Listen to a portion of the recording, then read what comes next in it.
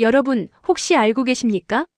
지구 반대편에 있는 문화들이 서로 교류한 적도 없는데 놀랍게도 똑같은 이야기를 전하고 있다는 사실을요. 바로 거인에 관한 이야기입니다.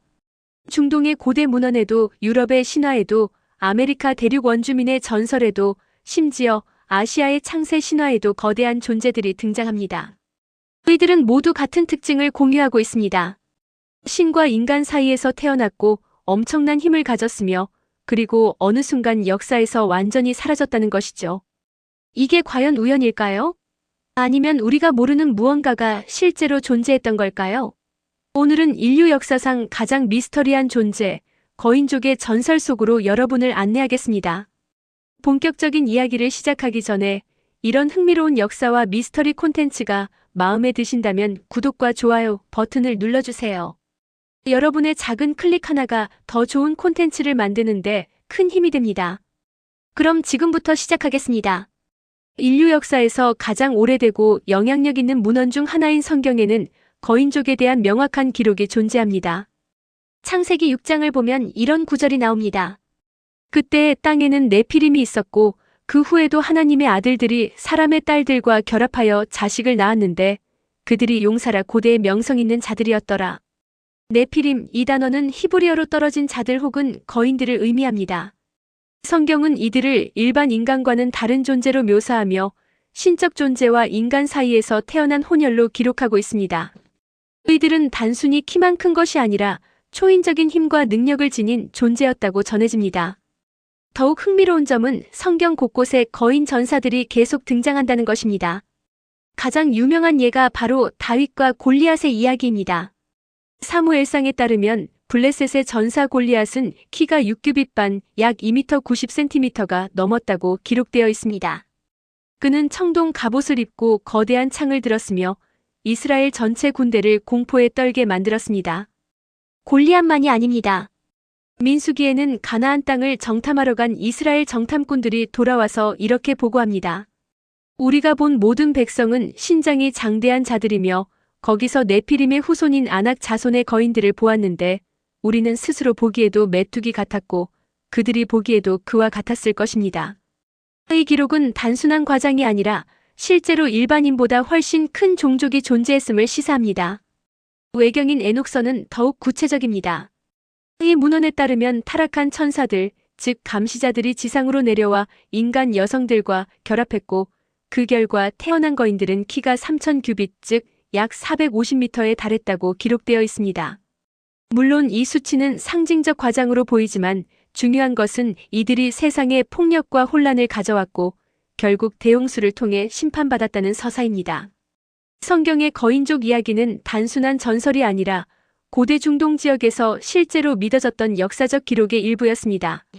그리고 놀랍게도 비슷한 이야기가 중동을 넘어 전 세계 곳곳에서 발견됩니다.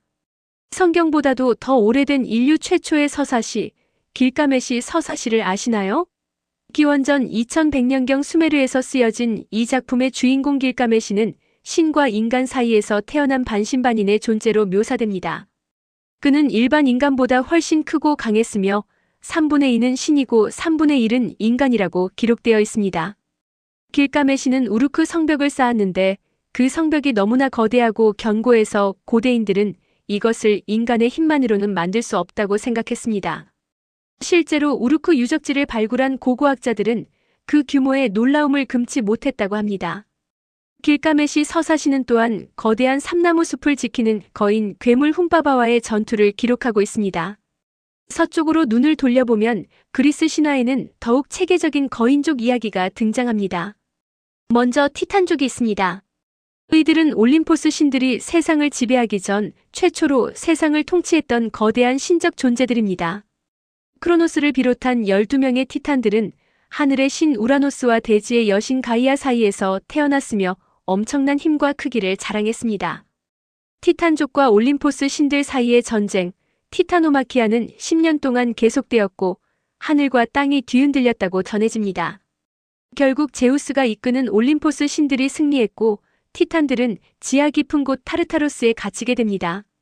하지만 이것으로 끝이 아닙니다. 티탄족이 패배한 후 분노한 가이아는 더욱 강력한 존재들을 낳습니다.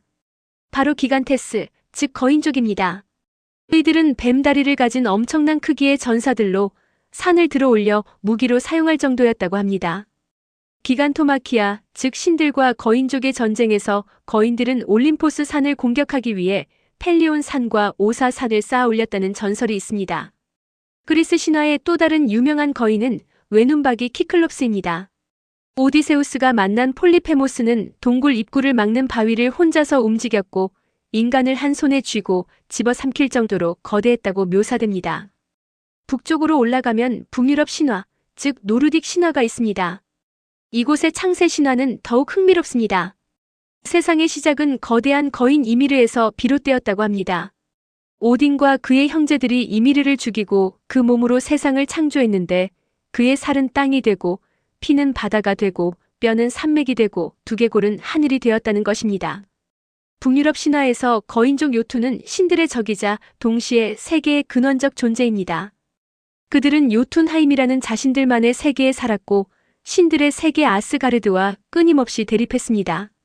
라그나로크, 즉 세계의 종말에서도 거인들은 신들과 최후의 전쟁을 벌이게 됩니다. 이처럼 고대 지중해와 유럽 문명 전역에서 거인족은 단순한 상상 속 존재가 아니라 세계의 기원과 역사에 깊이 관여한 실제로 여겨졌습니다. 이제 지구 반대편으로 가보겠습니다. 유럽과 중동에서 수천 킬로미터 떨어진 아메리카 대륙에도 거인 이야기가 존재합니다. 그것도 놀랍게 비슷한 형태로 말이죠. 북미 원주민들의 전설을 보면 거의 모든 부족에 거인 이야기가 있습니다. 파이우트족은 시마이너스 테마이너스카라는 붉은 머리 거인족에 대해 전합니다. 이들은 키가 3m가 넘었고 식인을 했다고 전해지며 결국 원주민들이 동굴에 몰아넣고 불을 질러 전멸시켰다는 이야기가 있습니다. 흥미롭게도 1911년 네바다주 러브록 동굴에서 실제로 평균보다 훨씬 큰 골격들이 발견되었다는 보고가 있었습니다. 체로키족은 누네이, 즉 어디에나 있는 사람들이라는 거인족을 기억합니다. 이들은 산속에 살았고 인간과 비슷하지만 훨씬 크고 강력했으며 때로는 인간을 도왔지만 때로는 위협이 되기도 했다고 합니다. 남미로 내려가면 더욱 놀라운 이야기들이 펼쳐집니다. 잉카 문명의 전설에는 거인들이 배를 타고 바다에서 왔다는 기록이 있습니다. 스페인 정복자 페드로 시에사 데 레온의 연대기를 보면 현지인들이 과거 거대한 존재들이 살았으며 이들이 거대한 석조 건축물을 만들었다고 증언했다는 내용이 나옵니다. 파타고니아 지역의 원주민들은 자신들보다 2배나 큰 거인족에 대해 이야기했고 실제로 16세기 유럽 탐험가들은 이 지역에서 평균보다 훨씬 큰 원주민들을 목격했다고 기록했습니다. 물론 과장이 섞였을 수 있지만 여러 독립적인 기록이 일치한다는 점은 주목할 만합니다. 아시아로 눈을 돌리면 또 다른 양상이 펼쳐집니다. 중국 신화에는 반고라는 거대한 존재가 세상을 창조했다는 이야기가 있습니다.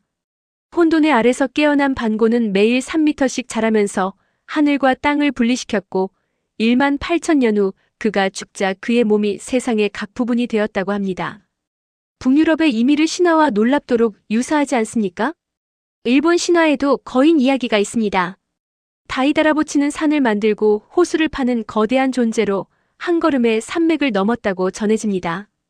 후지산도 이 거인이 흙을 파내어 만들었다는 전설이 있습니다. 인도 신화는 또 다른 차원입니다. 아수라와 라크샤사 같은 거대한 존재들이 신들과 전쟁을 벌였고 이들 중 일부는 산만큼 거대했다고 묘사됩니다. 라마야나에 등장하는 악마왕 라바나는 10개의 머리와 20개의 팔을 가진 거인으로 그의 왕국 랑카는 황금으로 지어졌다고 전해집니다. 티베트와 히말라야 지역에는 예티, 즉 설인에 대한 전설이 있습니다. 현지인들은 이것을 단순한 미확인 생물이 아니라 고대부터 전해 내려오는 산의 거인으로 여깁니다. 놀라운 점은 이 모든 전설들이 서로 교류가 없었던 문화권에서 독립적으로 발생했다는 것입니다. 대서양도 건너지 못했던 시대에 어떻게 유럽, 아시아, 아메리카가 모두 비슷한 이야기를 하게 되었을까요? 이것은 단순한 우연으로 설명하기에는 너무나 일치점이 많습니다. 그렇다면 현대과학은 이 거인족 전설을 어떻게 설명할까요? 크게 3가지 관점이 있습니다. 첫 번째는 신화적 상징론입니다. 많은 학자들은 거인족 이야기가 인간의 심리적 두려움과 경외감을 표현한 상징이라고 봅니다. 고대인들은 설명할 수 없는 거대한 자연현상, 예를 들어 산맥이나 거대한 바위, 고대 유적 등을 보면서 이것을 만든 존재가 분명 인간보다 훨씬 크고 강했을 것이라고 상상했다는 것입니다. 실제로 그리스의 키클롭스 전설은 코끼리 두개골과 관련이 있다는 주장이 있습니다.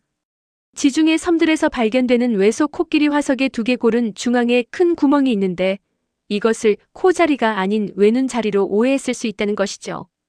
두 번째는 과장과 왜곡론입니다. 고대 문헌은 구전으로 전해지면서 점차 과장되는 경향이 있습니다. 키가 2m가 조금 넘는 사람도 평균 신장이 160cm였던 고대에는 거인으로 보였을 것입니다.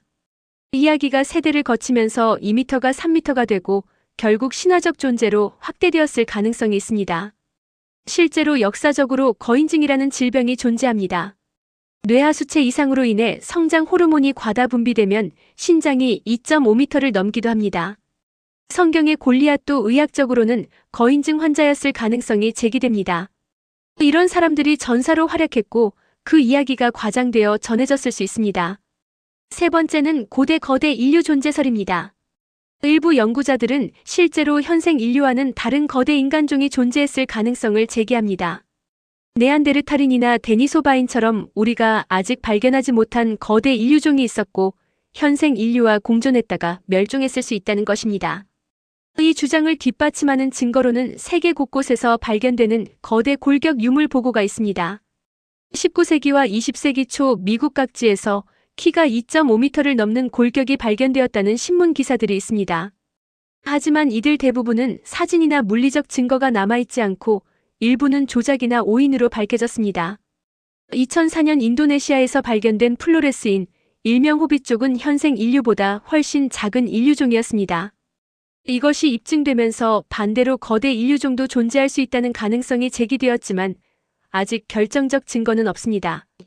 과학적 관점에서 볼 때 초대형 인간종의 장기 생존은 어렵습니다. 제곱-세제곱 법칙에 따르면 신체가 2배로 커지면 무게는 8배로 증가하지만 뼈와 근육의 강도는 4배밖에 증가하지 않습니다. 따라서 키가 45m를 넘어가면 자신의 체중을 지탱하기 어렵고 심장과 순환계에도 엄청난 부담이 가해집니다. 공룡이 거대할 수 있었던 것은 파충류의 골격 구조와 당시의 높은 산소 농도 때문이었습니다. 포유류인 인간이 그 정도로 커지는 것은 진화적으로 매우 불리합니다. 그럼에도 불구하고 전 세계적으로 일관된 거인 전설이 존재한다는 사실은 여전히 흥미롭습니다. 어떤 공통된 경험이나 기억이 인류 집단 무의식에 새겨진 것은 아닐까요? 우리는 지금까지 성경에서 시작해 메소포타미아, 그리스, 북유럽, 아메리카, 아시아까지 전 세계를 횡단하며 거인족의 전설을 살펴보았습니다. 그리고 한 가지 부인할 수 없는 사실을 발견했습니다. 인류는 역사가 시작된 이래 줄곧 거대한 존재에 대해 이야기해왔다는 것입니다. 이 일치는 우연일까요? 칼 융은 집단 무의식이라는 개념을 제시했습니다. 인류가 공유하는 근원적 기억과 원형이 있다는 것이죠. 거인족 신화는 아마도 이런 집단 무의식의 발현일 수 있습니다. 인간보다 강력한 존재에 대한 경애와 두려움, 그리고 그들을 극복한 영웅의 이야기는 모든 문화에서 필요로 하는 서사 구조입니다. 또 다른 가능성은 실제 역사적 사건의 반영입니다. 키가 큰 집단이나 개인이 실제로 존재했고 그들과의 조우가 신화로 남았을 수 있습니다. 혹은 현생 인류가 아닌 다른 인류종과의 만남, 예를 들어 네안데르탈인이나 데니소바인과의 기억이 왜곡되어 전해졌을 가능성도 배제할 수 없습니다. 거대한 고대 건축물들도 한몫했을 것입니다. 이집트 피라미드, 바알벡의 거석, 스톤헨지, 페루의 잉카 유적들을 본 고대인들은 이런 것을 만든 존재가 분명 보통 인간은 아니었을 것이라고 생각했을 겁니다. 기술과 조직력의 산물을 초자연적 힘으로 해석한 것이죠. 과학적으로 볼 때 키가 5m, 10m에 달하는 거인이 실제로 존재했을 가능성은 매우 낮습니다. 하지만 2m 중반에서 3m 정도의 거인증 환자들이 고대에도 분명 존재했고 그들은 당시로서는 경이로운 존재였을 것입니다. 이런 개인들이 전사나 지도자가 되었고 시간이 지나면서 신화적 존재로 확대되었을 가능성이 가장 합리적인 설명입니다. 신화는 단순한 거짓이 아닙니다. 그것은 인류의 경험과 기억, 가치관과 두려움이 응축된 이야기입니다. 거인족 전설도 마찬가지입니다. 설령 키 10m의 거인이 실제로 존재하지 않았다 해도 그 신화가 전하는 메시지는 여전히 유효합니다. 인간보다 강력한 존재가 있었지만 결국 사라졌다는 이야기. 이것은 어떤 강력한 힘도 영원하지 않다는 교훈입니다. 교만한 거인들이 신에게 도전했다가 멸망했다는 서사는 오만함에 대한 경고입니다. 영웅이 거인을 무찌른 이야기는 용기와 지혜가 물리적 힘을 이긴다는 희망의 메시지입니다. 거인족은 과연 존재했을까요? 물리적 증거로는 아직 결론을 내릴 수 없습니다. 하지만 확실한 것은 거인족의 신화는 분명히 존재하며 그것이 수천 년 동안 인류에게 영감과 교훈을 주었다는 사실입니다. 어쩌면 우리가 찾아야 할 것은 거인의 뼈가 아니라 그 이야기 속에 담긴 인류의 보편적 진실인지도 모릅니다. 미지의 것에 대한 경외, 강자에 대한 두려움과 극복의 의지, 그리고 모든 존재의 유한함에 대한 성찰. 이것이 바로 거인족 신화가 오늘날까지 우리에게 전하는 메시지가 아닐까요? 다음에 여러분이 거대한 산이나 고대 유적을 마주했을 때 잠시 상상해 보세요. 수천 년 전 우리 조상들도 같은 것을 보며 거인의 존재를 떠올렸을 것입니다. 그 순간 여러분은 인류 역사의 거대한 이야기 속 일부가 되는 것입니다. 오늘 영상이 흥미로우셨다면 좋아요와 구독 부탁드립니다. 다음에는 또 어떤 미스터리한 이야기로 찾아올지 기대해 주세요. 시청해 주셔서 감사합니다.